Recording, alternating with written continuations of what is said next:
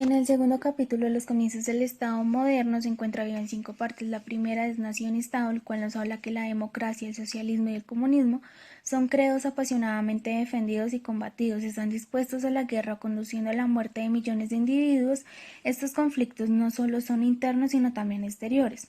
No solo son de los ciudadanos de un Estado quienes disputan entre sí sobre la mejor forma de gobierno, sino que en esta guerra de ideologías también las naciones se enfrentan entre sí constantemente. Como ejemplo tenemos el fascismo de Hitler, el comunismo de Stalin y el nuevo trato de Roosevelt. Estaban estrechamente relacionados entre sí. A pesar de todas sus diferencias, el Estado moderno puede estudiarse en Inglaterra, Norteamérica y Rusia como si pertenecieran a un solo tipo. Todas las formas modernas de gobierno en la actualidad son especies del Estado-nación. Antes del siglo XVI, este tipo de autoridad centralizada era desconocida. Desde esa fecha se ha desarrollado y extendido hasta que hoy constituye el sistema político normal. La raza, el lenguaje, la cultura y la libre determinación han jugado su parte en la formación de las naciones, pero también hay que considerar la geografía, la economía, la estrategia, la habilidad del gobierno y la guerra. Una definición de nación puede ser un ejemplo que vive bajo un único gobierno central, lo suficientemente fuerte para mantener su independencia frente a otras potencias. Nación y Estado son dos aspectos del orden social moderno y cada uno es ininteligible sin el otro. Sin embargo, no es posible una definición satisfactoria de nación. El Estado-nación surgió menos por el propósito humano que por fuerzas ciegas fuera del control del hombre y no se basó en principios perfectamente definidos. La segunda parte del orden medieval se basaba en la Edad Media, que fue creando gradualmente una magnífica jerarquía de clases sociales en la cual cada grado debía directamente obediencia al inmediatamente superior y solo en grado secundario a los más altos.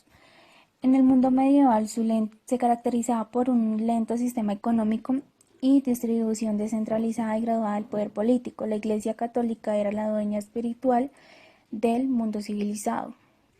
La ley no era algo que surgía del deseo de un soberano de una asamblea popular, sino de la misma atmósfera de la vida social, que era algo tan natural. Esta creencia en la realidad de la ley natural permitió a la Edad Media desarrollar un espíritu de constitucionalismo y hasta un tipo de institución representativa.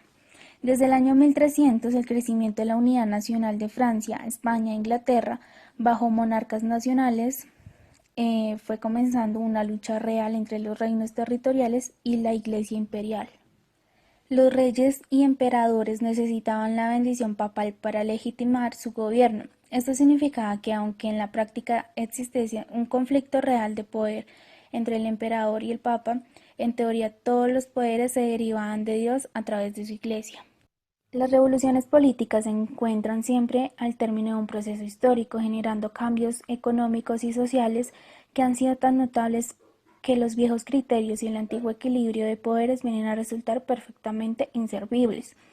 A este límite había llegado la Europa occidental, que en el siglo XVI, a medida que la fuerza de los reyes aumentaba, se desarrollaron también las teorías de las supremacías del emperador y del papa. Los hombres buscaban unidad y autoridad central porque experimentaban la necesidad de ello. La tercera parte nos habla del monarca absoluto Maquiavelo. Nicolás Maquiavelo nació en Florencia el día 3 de mayo de 1469 y murió en el 22 de junio de 1527. Fue un político práctico y experimentado diplomático. Escribía la política tal como la había practicado. En su libro El Príncipe nos habla del arte de adquirir el poder y conservarlo y de los errores que debe evitar un príncipe para mantenerse en el ejercicio de sus funciones. La expansión del comercio, la existencia de mejores comunicaciones y la aparición del comerciante aventurero estaban pidiendo en el siglo XVI un sistema político de mayor escala y más centralizado que el sistema bajo el feudalismo. Las ideas de lo malo y lo bueno se fundan en los nuevos principios e instituciones del periodo, olvidando que lo nuevo, cuando llegó, debió parecer inhumano y malvado. También comprendía el valor de la libertad, de las leyes y de la sana religión, pero también sabía que la Iglesia no podía proporcionar ninguno de estos beneficios como lo habían hecho en el pasado. En una época de instituciones destruidas, se daba cuenta que la bondad, el constitucionalismo, la moralidad tradicional no eran suficientes bases para una sociedad estable y por esta razón predicaba la doctrina del poder. Es más importante ver que la humanidad y la justicia son sólo posibles en una sociedad donde alguna autoridad central puede lograr obediencia. Si el poder de una autoridad establecida es puesto en peligro por una fuerza rival, no es posible conservar la ley y el orden. La filosofía que anima el mensaje del príncipe puede resumirse en dos puntos. Teniendo en cuenta los dos puntos mencionados anteriormente, tenemos el punto 3.1, donde dice que en todos los estados existe un poder supremo, es decir, el soberano. Maquiavelo consideraba que el papado era la causa principal de la debilidad de Italia. Esto era argumentado en una de sus obras más reconocidas, lo cual dice, haber llegado a ser irreligiosos y malos, siendo la causa de nuestra ruina, saber que la Iglesia ha mantenido y mantiene dividida Italia, jamás hubo ni habrá un país unido y próspero, si no se somete todo a él a la obediencia de un gobierno.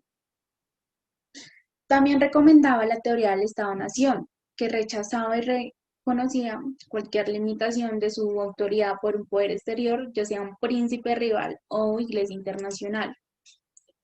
El mundo debía ser dividido en territorios, estados cuyas leyes debían ser promulgadas por un único gobierno central.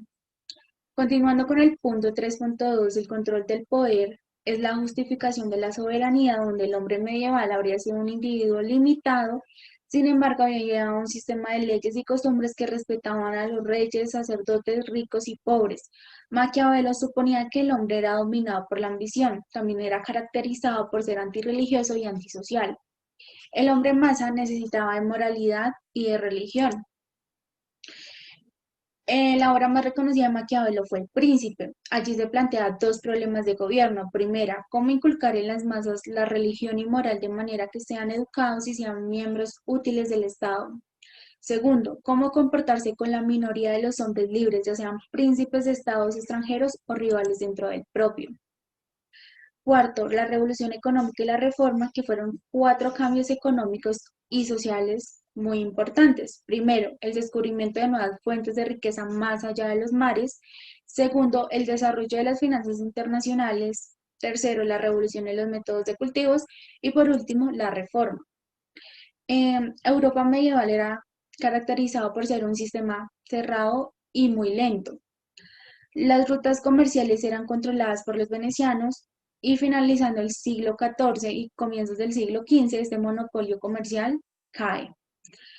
Las naciones occidentales europeas han comenzado su carrera imperial descubriendo nuevos continentes e imponiendo sus costumbres. La aparición del capitalismo ha sido relacionada con la reforma debido a que ocurrió casi al mismo tiempo y las dos fuerzas motoras del movimiento de Martín Lutero, que desempeñó en el año 1517, fueron, primero, la Biblia como fuente de la verdad, más no la Iglesia Católica. Segundo, la nación, no fue ni el Papa ni el emperador como fuente de poder. Por último, tenemos la teoría política del absolutismo, que a finales del siglo XVI, la reforma y contrarreforma habían dividido a Europa en una serie de estados y territorios. La revolución económica se había desarrollado con rapidez en algunos países, mientras que en otros no. Las primeras teorías políticas del Estado-Nación reflejaban el despotismo centralizado y el capitalismo financiero de la burguesía. Maquiavelo concebía al Estado moderno como una fuerza centralizada y que sin respaldo de esa fuerza no podía prevalecer ni justicia ni moralidad. Jacobo I de Inglaterra escribió que los reyes son la imagen viviente de Dios, lo cual contradecía con Maquiavelo. Un nuevo Estado que dependía de la fuerza concentrada en el gobierno central y exigía la obediencia. Uno de los rasgos que surgieron de los conflictos de Estado-Nación fueron dos muy importantes. El primero es los argumentos empleados eran de carácter teológico y por último la reforma que produjo que los gobiernos establecidos diferían en la religión que trataba de imponerse a sus súbditos.